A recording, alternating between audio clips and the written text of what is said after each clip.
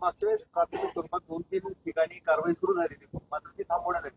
म्हणजे कोर्टची तात्पुरती मलमपट्टी होते आणि सरकार मला नाही वाटत असं. कारण तिथे मागच्या वेळेला जो 10-12 प्रश्न होते, बहुतांशी प्रश्न मार्गी लागलेले आहेत, त्याच्यावर तोडगाही निघालेला आहे.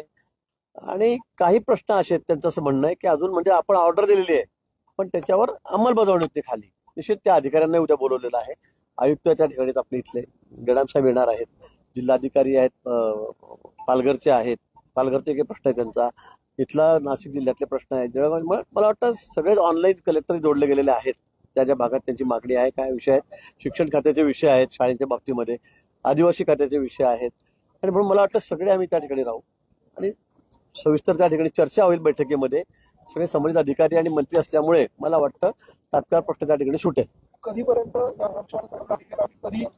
उद्याच बैठक आहे, उद्याच तोडगा निघेल बैठकीमध्ये. उद्या कॅबिनेट झाल्यानंतर 12 वाजता कॅबिनेट आहे, 2 वाजेपर्यंत संपेल. त्यानंतर लगेच 2 वाजता आम्ही बैठक घेऊ त्याच ठिकाणी.